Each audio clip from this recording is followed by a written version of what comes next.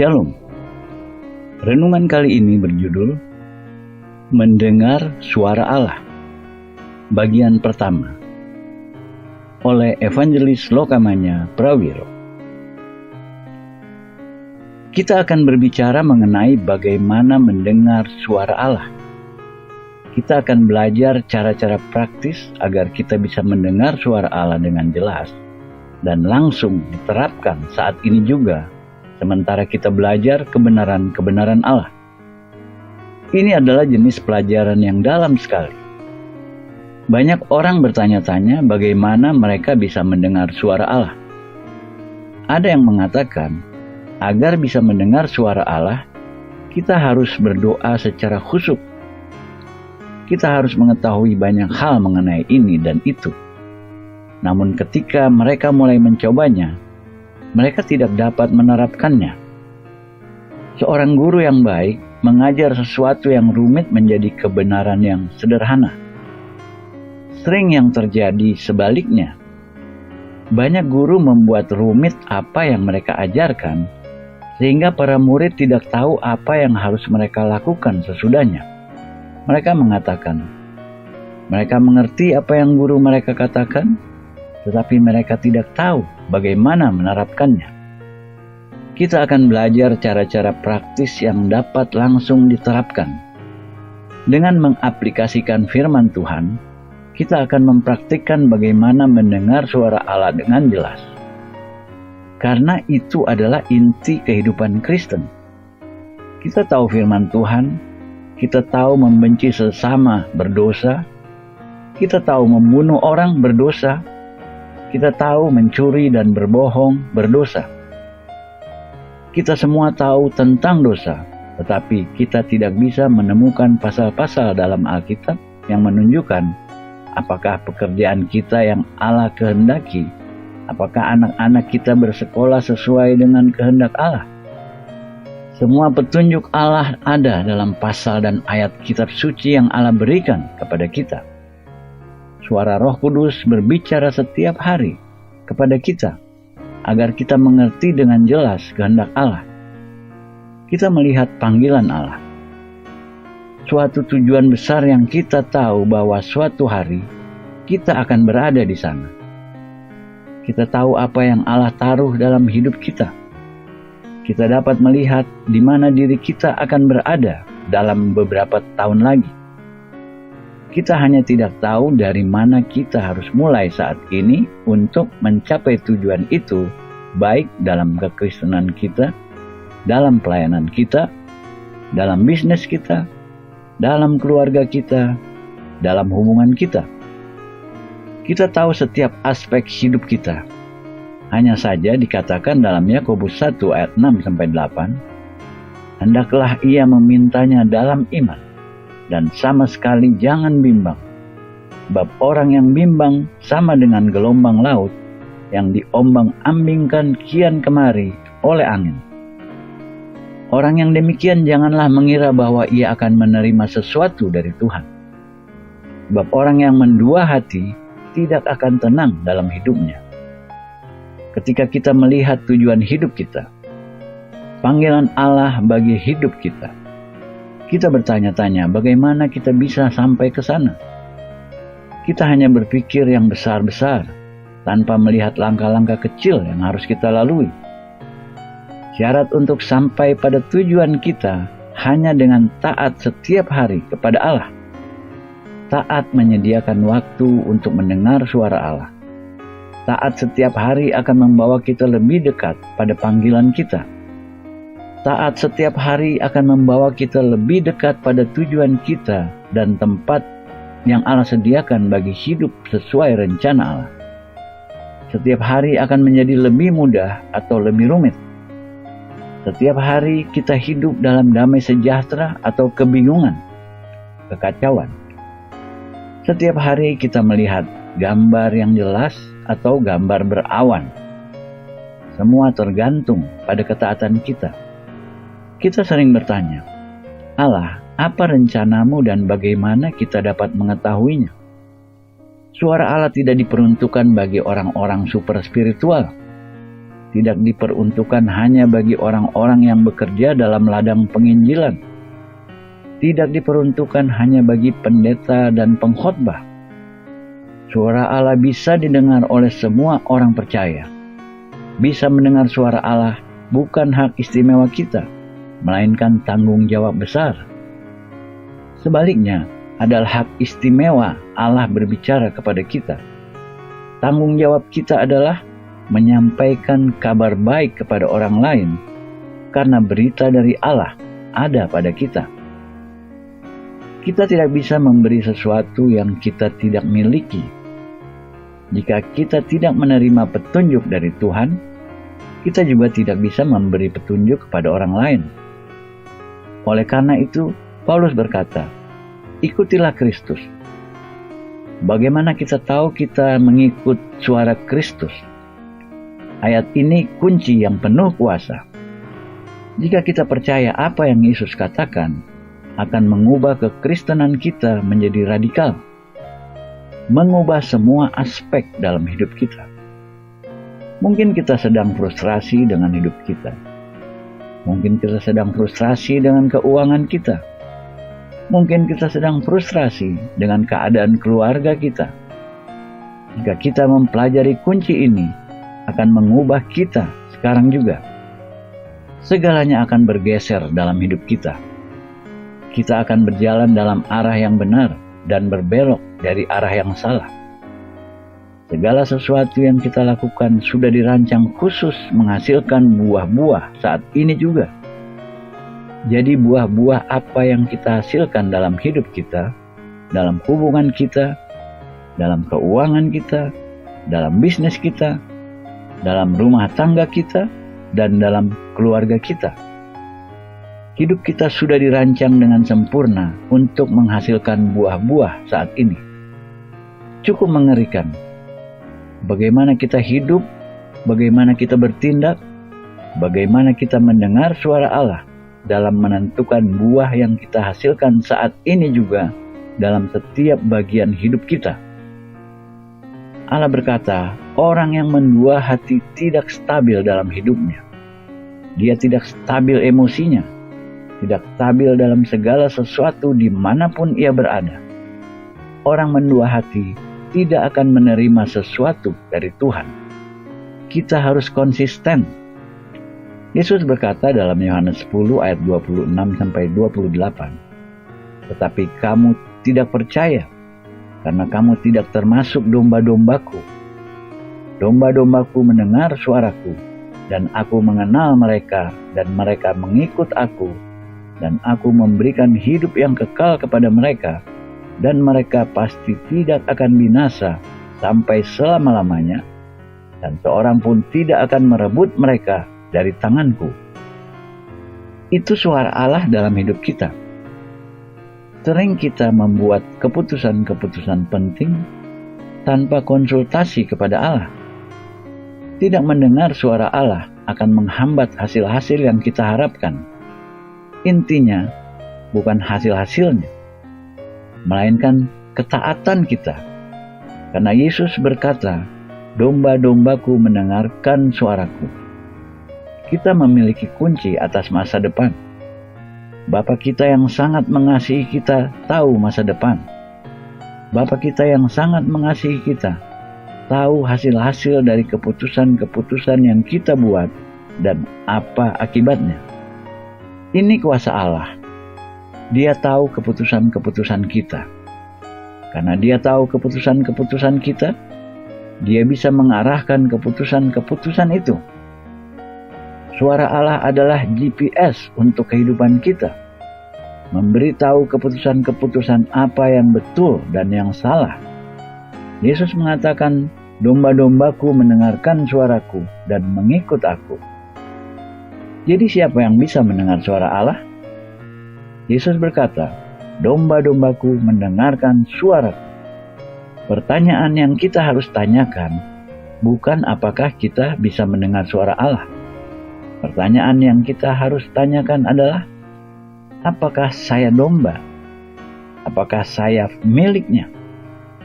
Apakah saya mengasihinya? Apakah saya mengikutinya? Ini pemikiran yang radikal.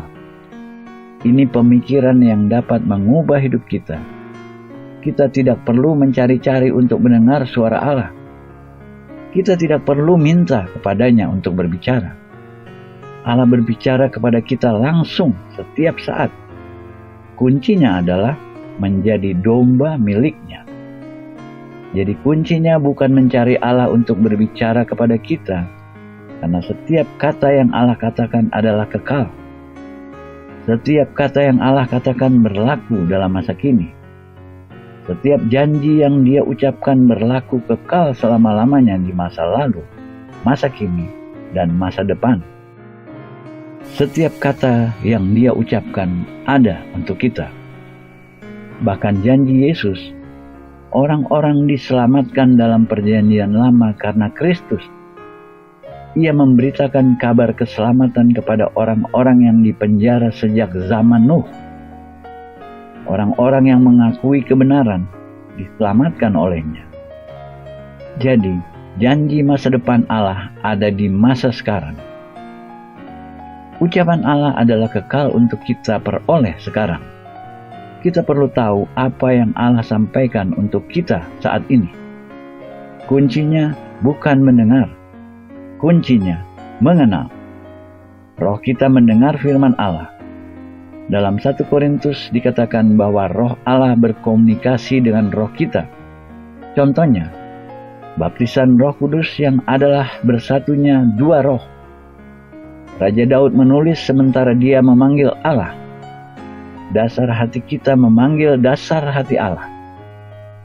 Komunikasi seperti itu sedang terjadi sekarang. Dia sedang bekerja atas kita sekarang. Itu kebesaran Allah. Ketika kita menjadi sadar hadiratnya, kita mulai mengakuinya di pikiran kita. Hal-hal mulai bergeser dalam diri kita. Amsal mengatakan, apa yang dipikirkan orang, itulah dia. Pikiran apapun yang ada di pikiran kita bermanifestasi dalam hidup kita. Ada 3 kunci bagaimana kita bisa mendengar suara Allah. Dikatakan dalam Yohanes 14 ayat 26, tetapi penghibur, yaitu Roh Kudus, yang akan diutus oleh Bapa dalam namaku, Dialah yang akan mengajarkan segala sesuatu kepadamu, dan akan mengingatkan kamu akan semua yang telah kukatakan kepadamu. Dikatakan di situ, Dia mengajarkan dan Dia mengingatkan. Roh Kudus akan mengingatkan kita apa semua yang Allah telah katakan dan akan mengajarkan apa yang Allah sekarang sedang bicara dengan kita. Masalahnya, Roh Kudus tidak bisa mengingatkan kita apapun yang kita belum pernah dengar. Bagaimana Dia mengingatkan kita firman Tuhan jika kita tidak memberi apa-apa ke dalam roh kita? Ketika kita membaca firman Tuhan dan menerimanya dalam roh kita, Roh Kudus akan mengingatkan kita apa yang kita terima. Contohnya, bagaimana kita bisa menarik uang dari rekening bank kita jika kita tidak tahu ada dananya? Jika kita mencoba menarik dari firman, tetapi kita tidak pernah menerima firman dalam roh kita, tidak ada yang bisa ditarik. Mata airnya kosong. Kita tidak memberi Roh Kudus apa-apa untuk dapat dikerjakan. Dalam kitab suci, kita melihat Roh Kudus bekerja dengan firman. Penciptaan dalam kitab Kejadian, Allah berfirman, Roh Kudus melayang dan dunia diciptakan. Begitu pula firman bekerja dengan Roh Kudus. Jika kita hanya memiliki firman, kita menjadi seperti orang Farisi. Jika kita hanya memiliki roh, kita menjadi tidak tertib, disorderly. Ketika kita menggabungkan firman dan roh menjadi satu, tumbuh kedewasaan, terjadi penciptaan, turun kuasa dalam diri kita. Roh Kudus mengingatkan dan mengajarkan. Yesus berkata, Dia datang untuk mengingatkan dan mengajarkan. Dia mengajarkan segala sesuatu. Pertanyaannya, bagaimana dia bisa mengajarkan segala sesuatu yang sudah difirmankan Tuhan? Beberapa orang berkata, pada masa kini Allah tidak berbicara lagi kepada manusia. Itu tidak benar. Firman Allah adalah fondasi. Hubungan kita dengan Allah adalah strukturnya. Apa gunanya memiliki fondasi jika kita tidak bisa memiliki hubungan dengan Allah? Allah hidup dan masih berbicara dengan manusia. Beberapa orang berkata, Allah tidak berbicara lagi karena kitab suci sudah lengkap. Apa tujuan Alkitab? Tujuan Alkitab adalah untuk menghubungkan kita dengan Allah, membangun hubungan kita dengan Allah. Apa gunanya memiliki hubungan jika kita tidak bisa berkomunikasi dengan Allah? Jadi, firman Allah sudah lengkap dan itu sebabnya kita bisa mendengar suara Allah karena firman Allah yang menghubungkan. Kunci pertama untuk mendengar suara Allah adalah firman Allah yang membangun hubungan kita dengan Allah. Jika kita masuk ke dalam roh dan masuk ke dalam firman Tuhan, kita dapat lebih mudah mengenal suara Allah. Sementara kita membaca apa yang sudah tertulis, Allah bisa lebih banyak lagi berbicara kepada kita. Firman Allah membuat kita bisa mendengar suara Allah lebih jelas. Namun Roh Kudus hanya bisa bekerja berdasarkan apa yang kita berikan. Kita harus mengambil firman dan memasukkannya ke dalam diri kita. Begitu banyak orang Kristen mencoba membuat hukum-hukum spiritual tanpa memberi makanan spiritual. Jangan membohongi diri sendiri. Kita tidak bisa hidup dan mendengar suara Allah jika kita tidak dalam firman. Setiap hari usahakan mendapatkan sebanyak mungkin firman agar mengalir dalam hidup kita. Masuklah ke dalam firman. Roh Kudus bekerja berdasarkan apa yang kita berikan. Jadi pertama adalah firman. Firman yang tertulis. Agar Allah bisa mengangkat kita ke tingkat selanjutnya, kita harus taat mulai dari tingkat pertama. Kita tidak bisa melangkah langsung ke tingkat ketiga. Jika kita taat setiap hari pada suara Allah, maka kita akan mencapai tempat itu. Sementara kita masuk ke dalam firman, segala sesuatu akan menjadi jelas. Kunci kedua dapat ditemukan dalam Mazmur 62 ayat 1. Hanya dekat Allah saja aku tenang, daripadanya lah keselamatan. I wait quietly before God, for my victory comes from Him. Pikirkanlah, hanya dekat Allah saja aku tenang, daripadanya lah keselamatanku. Keselamatanku datang dari Allah. Tidak ada yang meragukan itu. Tetapi yang Daud katakan, aku menunggu dengan tenang. Lihat dalam Matius 6 ayat 5-6, dan apabila kamu berdoa, janganlah berdoa seperti orang munafik. Mereka suka mengucapkan doanya dengan berdiri dalam rumah-rumah ibadat dan pada tikungan-tikungan jalan raya, supaya mereka dilihat orang. Aku berkata kepadamu, sesungguhnya mereka sudah mendapat upahnya.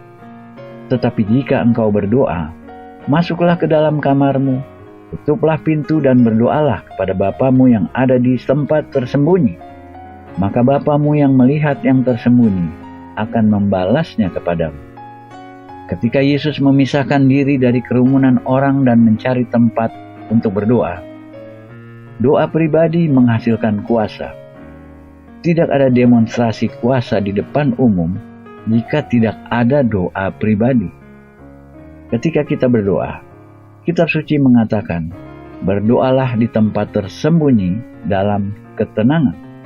Silence. Tenang dalam berdiam diri. Stillness. Berdiam diri sangat susah. Ciptakan atmosfer. Atmosfer penting. Ciptakan atmosfer tenang tanpa apa-apa. Tidak ada yang bicara. Setiap hari kita harus menemukan tempat tersembunyi di mana kita bisa menyendiri. tenang dengan menyingkirkan gangguan dari luar.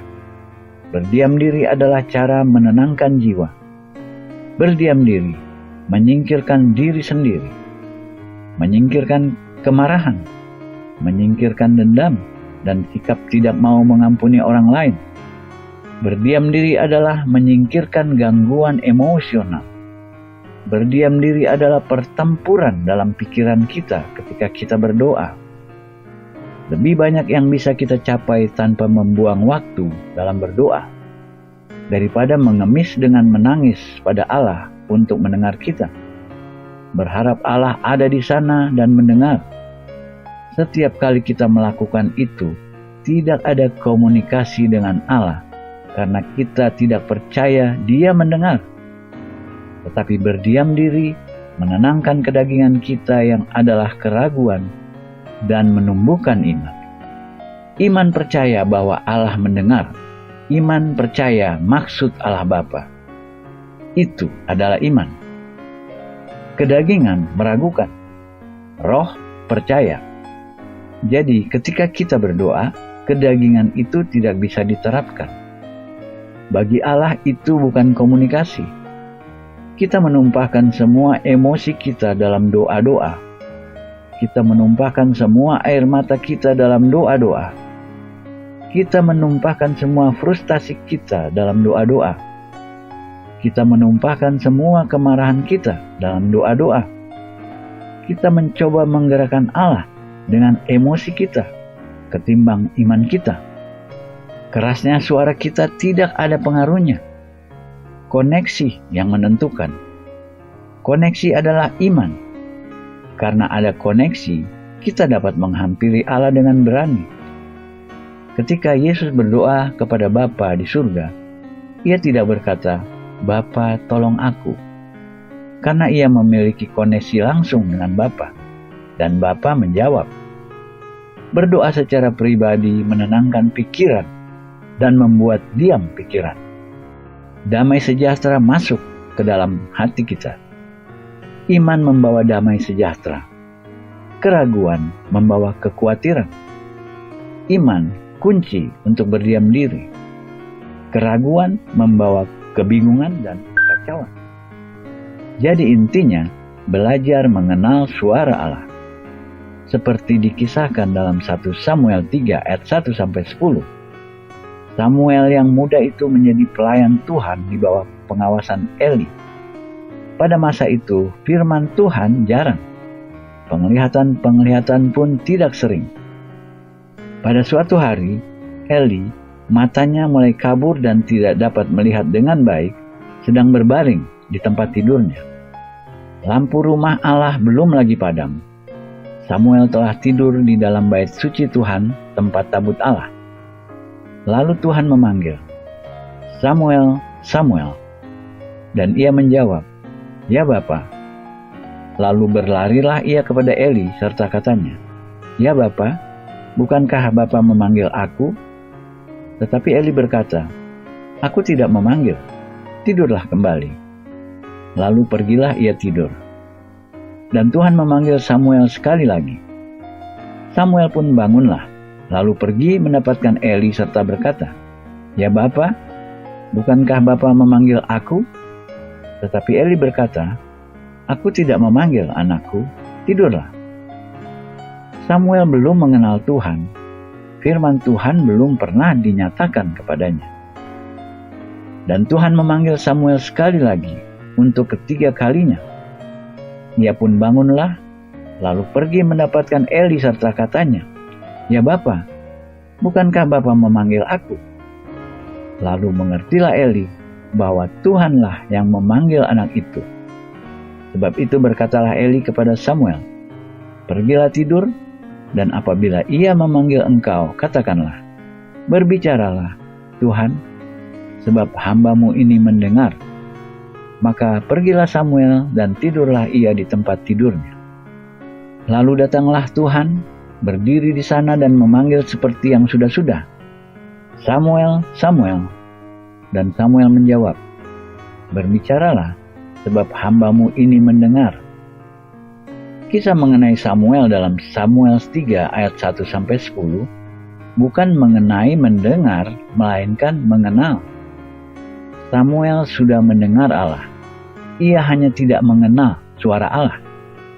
Eli yang mendidik Samuel bagaimana menanggapi panggilan Tuhan itu. Namun, setelah ketiga kali, ia baru sadar itu suara Tuhan. Maka ketika ia mendengar Allah, Samuel menjawab, "Di sini hamba-Mu." Ini sebuah bukti Allah bisa berbicara kepada kita, tetapi kita tidak tahu, karena kita tidak mengenal suaranya. Itu sebabnya tenang begitu penting.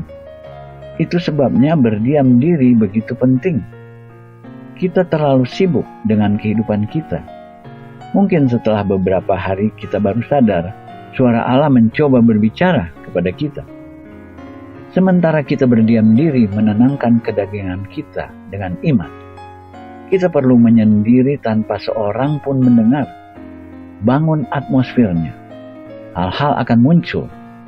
Kita akan sadar itu suara Allah. Dan kita harus bertindak atasnya. Ketika kita bertindak, hal-hal akan berubah. Lingkungan kita akan berubah.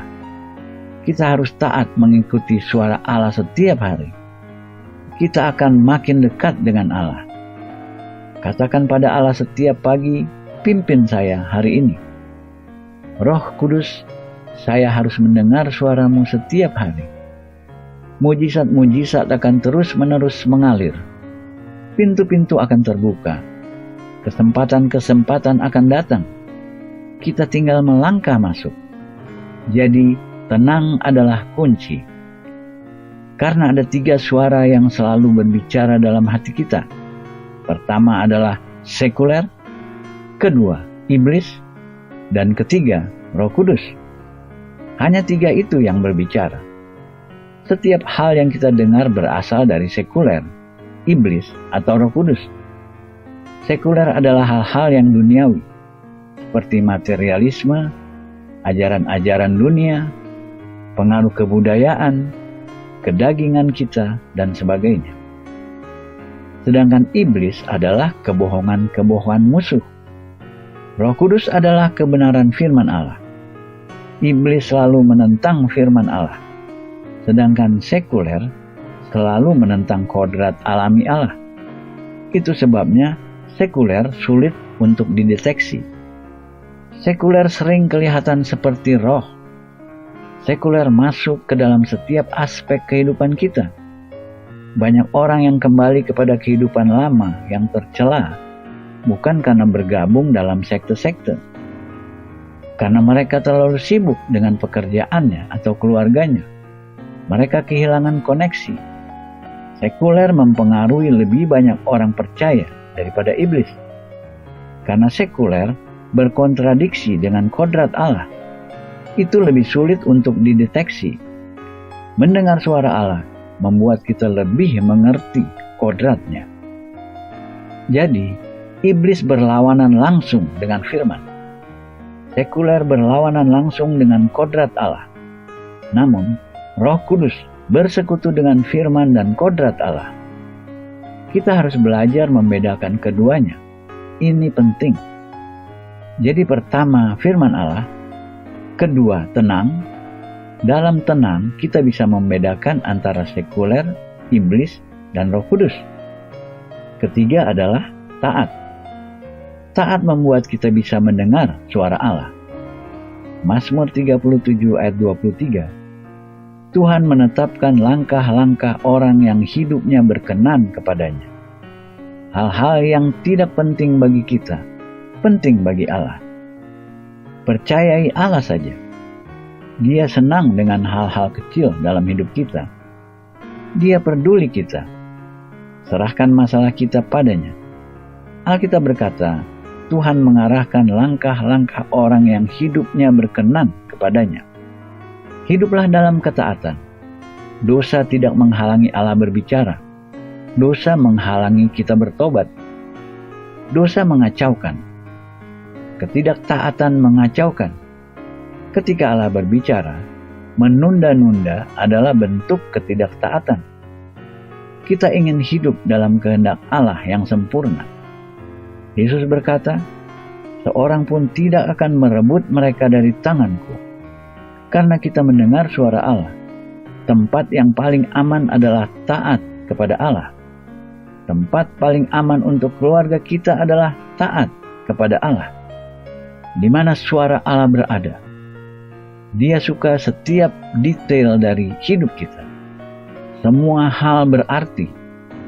Taat dalam hal-hal kecil, karena itu kehendak sempurna Allah. Taat dalam hal-hal kecil tidak berarti bagi orang lain, namun berarti bagi Allah. Amsal 3 ayat 6. Akuilah Dia dalam segala lakumu, maka Ia akan meluruskan jalanmu. Syarat agar Dia meluruskan jalan kita harus mengakui Dia dalam segala laku kita. Dalam segala hal, Dia akan meluruskan jalan kita. Sementara kita taat kepada Allah, ketaatan meluruskan jalan kita. Yesus berkata, jika kita setia dalam hal yang kecil, Dia akan memberi upah yang lebih besar. Jadi jika kita setia dalam hal-hal kecil, Allah akan mengarahkan kita kepada hal-hal yang lebih besar.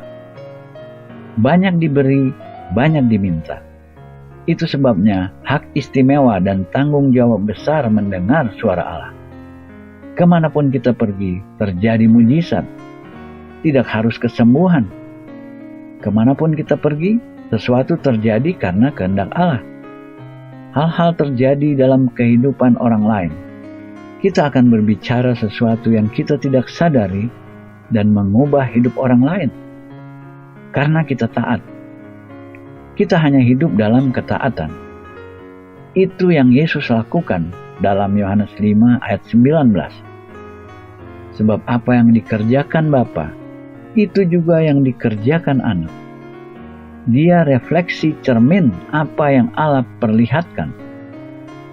Jika kita melakukan itu kemanapun kita pergi, kita akan mendapat berkat dan kemurahan hati dari orang lain. Kita mendapat pencerahan. Jadi pertama adalah firman Allah. Hidup dalam firman agar Roh Kudus dapat mengingatkan dan mengajarkan. Kedua, tenang dan berdiam diri agar kita dapat membedakan antara sekuler, iblis, dan Roh Kudus dan mengenal suara Allah sehingga tahu apa yang ingin Ia katakan. Ketiga, taat. Allah tidak akan meluruskan jalan kita sampai kita taat. Itu syarat Allah. Menunda-nunda adalah bentuk ketidaktaatan. Efesus 6 ayat 18. Dalam segala doa dan permohonan, berdoalah setiap waktu di dalam roh dan berjaga-jagalah di dalam doamu itu dengan permohonan yang tak putus-putusnya untuk segala orang kudus. Apa yang dihasilkan doa yang tak putus-putusnya? Meningkatkan sensitivitas. Sensitivitas dari Allah yang akan menyelamatkan kita. Sensitivitas akan menyelamatkan kita dari membuang-buang waktu. Daud mengalaminya waktu membangun bait suci. Simpson mengalami kehilangan kekuatan supernaturalnya. Sensitivitas menyelamatkan kita dari kebangkrutan. Sensitivitas menyelamatkan kita dari kehilangan sumber daya. Karena sensitivitas Yusuf menjadi berkat bagi banyak orang. Sensitivitas menyelamatkan kita dari kebingungan. Akar dari kebingungan karena tidak percaya. Tidak ada formula khusus untuk mendengar suara Allah. Jika kita melakukan 3 hal di atas, firman Allah, tenang dan berdiam diri, dan taat, kita memiliki sensitivitas. Semua dalam urutan yang benar. Sensitivitas adalah hasil dari doa yang tak putus-putusnya. Ada 7 putaran doa, yakni doa permohonan, doa perlawanan, doa penghormatan, doa persekutuan, doa istirahat, doa pewahyuan, dan doa pelepasan. 7 alam doa. Filipi 4 ayat 6. Janganlah hendaknya kamu khawatir tentang apapun juga, tetapi nyatakanlah dalam segala hal keinginanmu kepada Allah dalam doa dan permohonan dengan ucapan syukur. Allah menghendaki permohonan kita. Kita harus belajar untuk menerima berkat. Jangan merasa bersalah untuk minta kepada Allah. Tidak ada salahnya minta kepada Allah. Ini bukan teologi kemakmuran. Ini doa permohonan. Doa perlawanan. Yakobus 4 ayat 7. Karena itu tunduklah kepada Allah dan lawanlah iblis, maka ia akan lari daripadamu. Jangan dibuat rumit. Ini peperangan rohani. Yesus sudah mengalahkan iblis 2000 tahun yang lalu. Tidak ada alasan untuk memerangi. Ini bukan pertempuran kita. Pertempuran rohani dilakukan oleh Tuhan sendiri. Doa penghormatan, Yohanes 4 ayat 24. Allah itu roh, dan barang siapa menyembah dia, harus menyembahnya dalam roh dan kebenaran. Doa penghormatan, kita harus mulai dengan penyembahan. Doa persekutuan, 2 Korintus 13 ayat 14. Persekutuan Roh Kudus menyertai kamu sekalian. Ini persekutuan dengan Roh Kudus, bergaul dengan Allah. Doa istirahat, Mazmur 46 ayat 10. Diamlah dan ketahuilah bahwa akulah Allah. Doa istirahat, menyadari hadirat Allah, beristirahat dalam Dia. Doa pewahyuan, melihat visi-visi terbuka. Allah mengungkapkan ketika kita menyembah. Roh Kudus berbicara, memberi pewahyuan dalam hati kita. Doa pelepasan, Kisah Para Rasul 10 ayat 38, yaitu tentang Yesus dari Nazaret. Bagaimana Allah mengurapi dia dengan Roh Kudus dan kuat kuasa. Dia yang berjalan berkeliling sambil berbuat baik dan menyembuhkan semua orang yang dikuasai iblis, sebab Allah menyertai dia. Roh Kudus melepaskan orang-orang melalui kita. Ketika kita memiliki sensitivitas, kita tahu bagaimana mendengar suara Allah. Tidak ada formula. Jangan berkecil hati. Amin.